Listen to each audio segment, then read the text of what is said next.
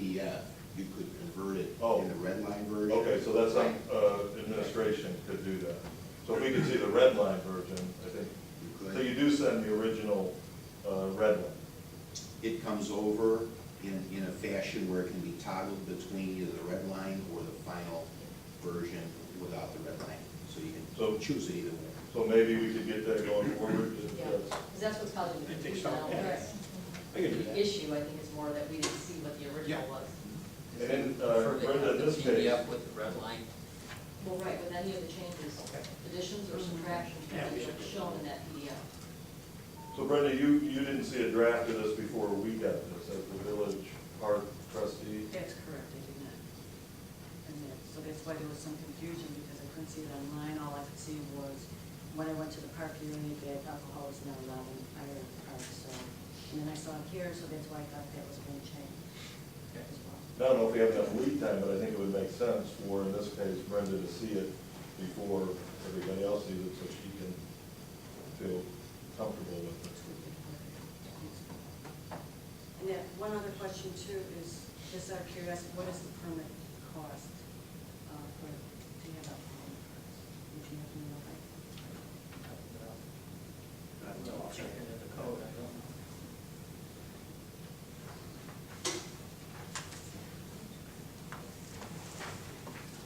The issue still remains with respect to the amendment concerning the chapter 12.07 Heritage Center. So, Mr. Mayor, what I would recommend is the commission, I would recommend you remove that provision regarding the Heritage Center from the ordinance in its entirety.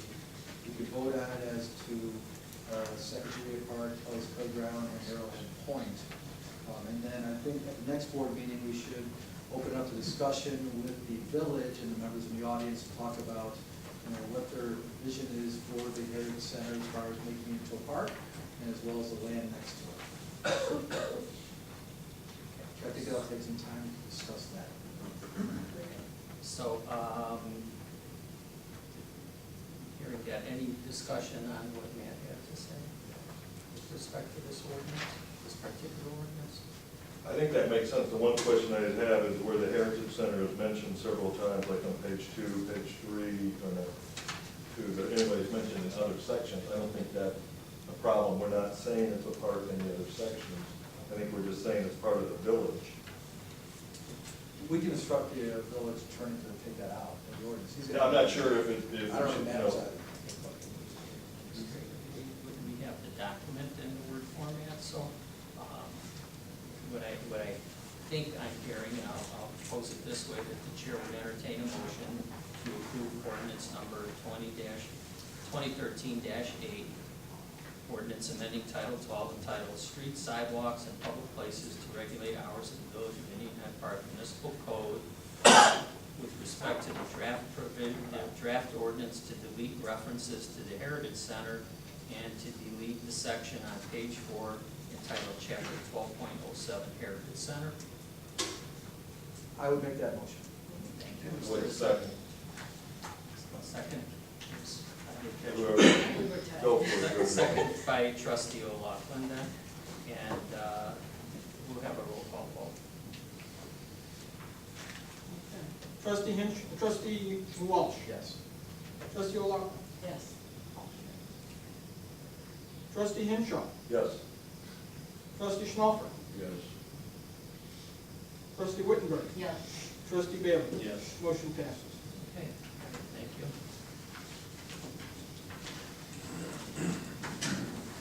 Okay, first, now the first printed agenda item is the discussion regarding 2009 debt certificates, led by Dave Phillips of Spear Financial. Dave helped shepherd us through the process in 2009 regarding the refinancing of the 2001-2003 debt certificate. Dave, all yours. Thank you, Mr. Mayor. I told Dave prior to asking him to come out that we were interested. I think trustee Wittenberg had asked about it some time ago, last year, and what we could do with respect to this debt certificate. So I asked him to try to address a couple of points, one being our options with respect to this, and that the basis for our interest in this, not only with the bump up in the payment, but the fact that we'd like to go forward and see if we could find ways to come up with money for a maintenance, street repair program. Dave, go ahead. Thank you for Mr. being Mayor. here tonight. Good to be here, and what I tried to do is put together somewhat of a chronological view of the 2009 debt certificates and show some history of that original issue, some conversations that we had in 2012 with the mayor, and most recently some conversations we've had with Treasurer Busa in looking at that issue as well. For somewhat background purposes, the 2009 debt certificates refunded some earlier debt as well as added some new money. And there was conversation at that time, did you want to add $100,000 or $200,000 for additional projects when you were doing the refunding and restructuring of the original issue. So, that's page 1 of the model. You ended up with a bond issue, a certificate issue of $1,050,000.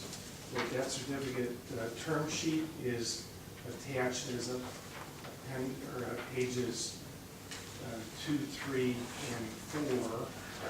And interest rates that were offered, this was purchased by Apple River State Bank, and would note on page 3, the proceeds were used to pay prior obligations. Again, those were the refundings, as well as capital projects and to pay the cost of issuance. The certificates are callable. As of 2016, certificates that are due 17 through 20 are callable in whole or in part on any date after December 15th of 2016. So, which means that at that juncture, you can repay, either pay off in their entirety, or again, do what you did in 2009 of restructuring the issues as well. Bonds that are callable typically after a certain date, meaning that the original shorter term certificates are not callable, and that they will be paid up until that point. Bonds that are callable after that call date are then able to be just like a house mortgage, that you could redo it. The IRS has gotten more strict in the fact that back in the day, certificates or any other municipal obligations were much more like a home mortgage. You could do it whenever it was cost effective. If it was cost effective, then you could do it.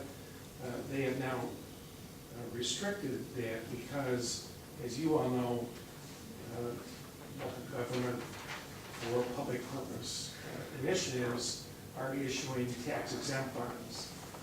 The federal government doesn't earn income on tax exempt bonds. So that if you are a personal investor in investing in municipal bonds, you're not paying federal income tax, and that doesn't help balance the federal budget. So they said, okay, you can do it, but you can only do it one time. You can't do it 20 times in theory. So the bonds that were issued in '09 are able to be done callable in 16, but not up until that time, because you've already taken the one bite of the apple, if you will, in 2009, because you were refunded older debt at that time. On page 5 is the debt service schedule that you have, and you can see unfortunately my handwriting is not as neat as it could be. last 3 maturities or the last 4 maturities then are callable, you know, as of that date. And if it's refunded prior to that date, it is legally possible to do it, but it becomes even less viable as a refunding because you're having to refund tax exempt bonds with taxable bonds.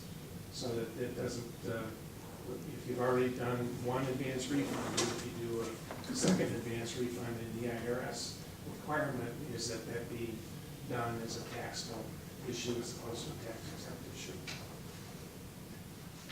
The next page is the allocations. Again, you had both 2001 and 2003 certificates that were being paid off, as well as you ended up with $101,000 of capital money for the, so going back to that overview in the first page, and looking between option 100,000 to option 200,000, the village board at that time picked the $100,000 capital money option at that point. On page 7, you know, the mayor, actually about a year ago, we ran this on August 24th of 2012, asked us to take a look at the refunding and some new money options. He has just a planning tool to look at. You can see on page 8 that there's a negative $92,000 of benefit, so that there was no benefit. It was actually a liability that would be incurred if in fact that refunding did take place. We did show the comparison with, you know, adding $50,000 or $500,000 of new money, and on page 10 you can see the theoretical debt service of that model, and show that it's $823,000 loss from a present value standpoint. Again, 500 of that 800 is certainly the new money component, but this really was more of a dry well that the mayor wanted to look at it and see if there's any benefit to that refunding. Again, a year ago, interest rates were even lower at that time than they are today, and it did not prove to be cost effective at that time. Treasurer Busa checked back with me in July, and I sent him 2 different schedules. One of them looking at new money with about $300,000, and the other looking at some new money with about $1 million. So both of those models, the first model, again, on the $300,000 solution, on page 13 and 14, you can see that it added $315,000 in the 2021 and 22 maturities, which are after the 2009 certificates are retired. So this would be at the end of that schedule. If you look back on that first page, you can see that I'll go back to the page 5 of the original debt certificates that gets retired in 2020, and these would have then started and feathered in behind that 2009 certificate with payments in 21 and 22. The option that looks at $1 million starts on page 16, and again begins in 21 but goes through 32, so that you have the ability to extend out those debt certificates. The new issue then 20 years, actually theoretically 25 years if you wanted to go that long, and add a new money component be, again, wrapped behind the 2009 certificates, so that this would then add about $73,000 a year of added interest cost up until the point of time of the bonds or the certificates then becoming, where you retire the principal after the 09 certificates are paid off. So there is some new money opportunity that exists, but you don't really have the pliability of the 2009 issue up until 2016. So if you waited until 2016, then those last 4 maturities of that 2009 issue can be massaged so that it would fit accordingly. But again, we were looking to solve at about $170,000 a year as debt service level. So, which is again going back to your existing debt service on the 2009 issue on page 5.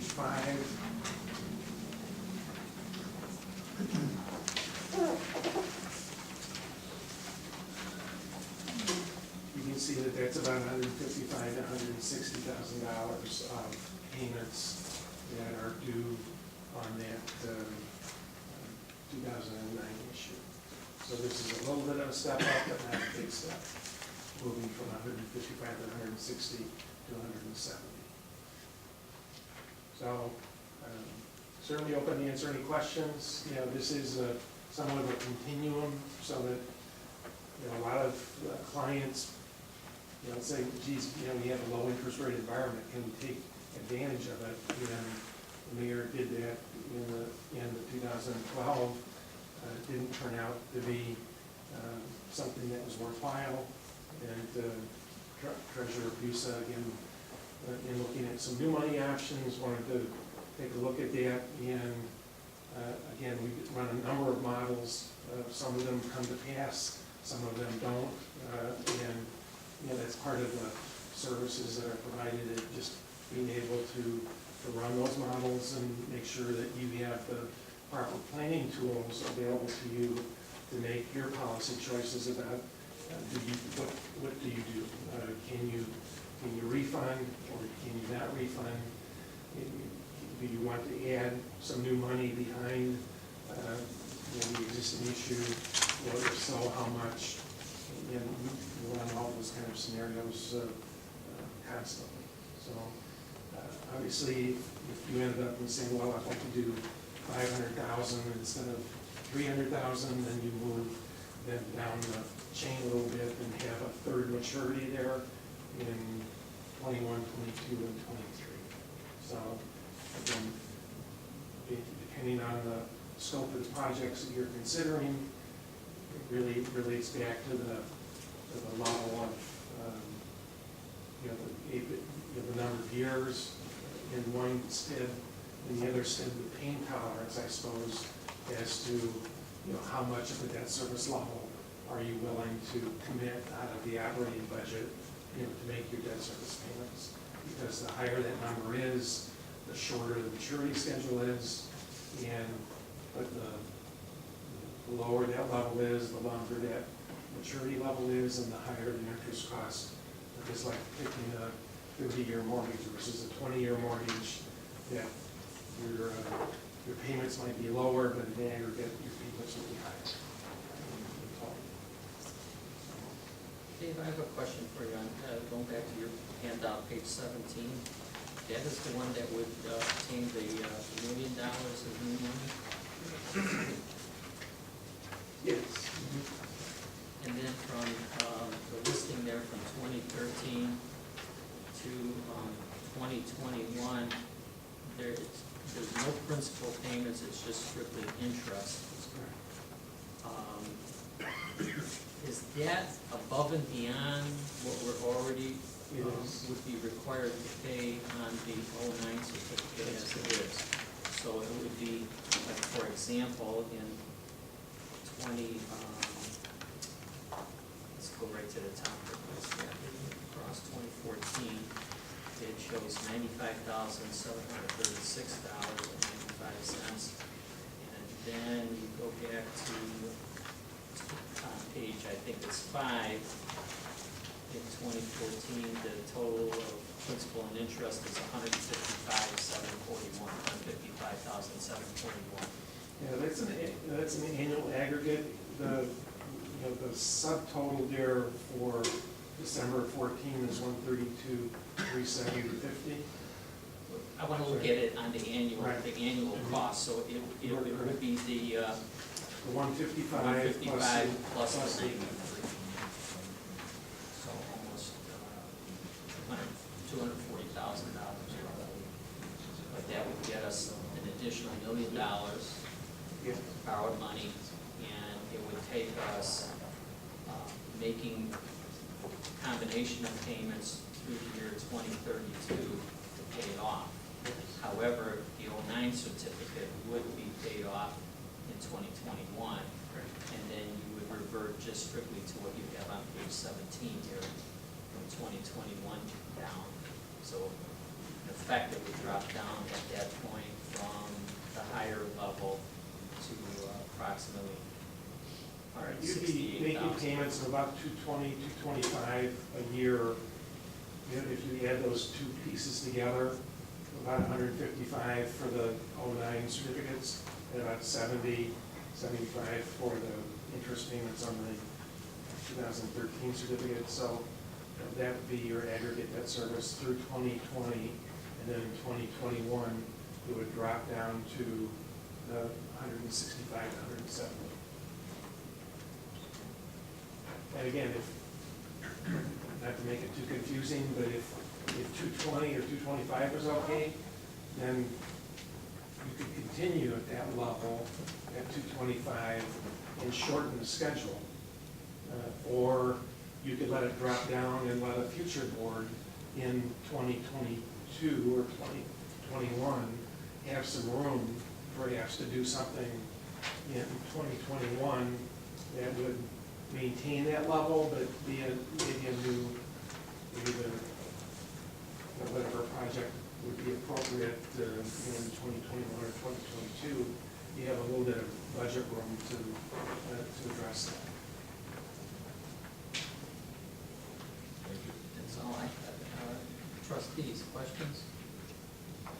Are there any other alternatives that are a little bit more unconventional than what you presented here tonight, that you think are things we should be looking at? These are sort of, I call them more vanilla, would that be appropriate? Yeah, it's rather plain. Yes. We have certainly constraints as to the, your revenue stream. You could do a zero coupon kind of capital appreciation, which is no payments until 2021, and then have the interest on interest on interest on interest on interest, all, payable downstream, which makes it extremely expensive. Yeah. But, I mean, in theory, that type of approach is available, but it's just not. Any hybrid models that you're seeing out there now that we can take advantage of? No. So our ability, because we've already refunded at one point, and taken advantage of that, we cannot do that. Up until 16. So at that point, did your model show us doing a refunding at that point? It does not. Okay, so isn't that another alternative? In theory, you're moving the same pieces around,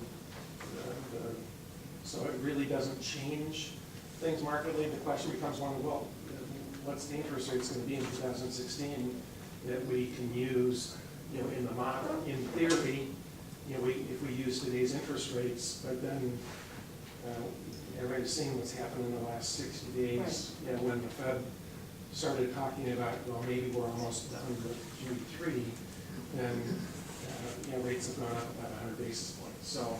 Right, I just thought as a model to look at it, we can't be soothsayers, I know exactly, but it then shows us sort of a hybrid model between. It really doesn't, because again, you're fixed with the same 2016 that at the same principal amount that you're paying right now with, you know, a set interest rate. So yes, there may be some trim in there if the interest rates are lower than the 2009 certificates. But unless you're really talking about going out and extending, say, delaying this until 2016 so that you don't go to 2032, but you go to 2036, but the same, you're really talking about the same numbers. Oh, thank you. Anybody else? I think that's a great segue to the next bullet point on the agenda. How about with respect to the presentation? Anybody? Dave, thank you for coming out. I appreciate it. As we go forward, as I indicated, you were doing data collection regarding the street maintenance program and determining ways to raise revenue to help pay the cost of doing that. So, we may get back to you about something or other down the line. You are, as always, welcome to stay, but if you need to leave, you know, we travel some distance, so we have to go. I think it's finished. Thank you. Okay, next item of business is discussion regarding resident participation in village finance process. It's been suggested that we employ in some fashion on a voluntary basis residents to work with our finance team in preparing our budget. And this item is intended to discuss that. And I've given thought to it, and my preference actually and proposal is that we look for a couple of volunteers, and by couple I do mean two people who, from the village who can work with the finance team, and by finance team I'll define it as Dave and Frank, our finance trustee, Schnoffer, and the second, Brenda, and go forward and have them work on our village finance, the finance process in particular with respect to the budget. And that is what I envision, and I would like to start out with that. I'm open to your suggestions, so. Well, I just had a question. Are you suggesting then, because the agenda didn't exactly say that, it said resident participation, that we would actually have a committee of the whole that would be a finance committee? No, I'm not suggesting a committee of the whole. I'm more, I would characterize it as, what would we call these, volunteer financial, an advisory group that would be comprised of 2 residents and the 4 people I mentioned, 2 trustees, 2 from staff. I mean, ultimately, it's the administrator, Dave brings help to present the budget. And they have been doing that over time and have worked with finance trustee and the secondary on finance. So to bring in the resident input and assistance, I would like to see this.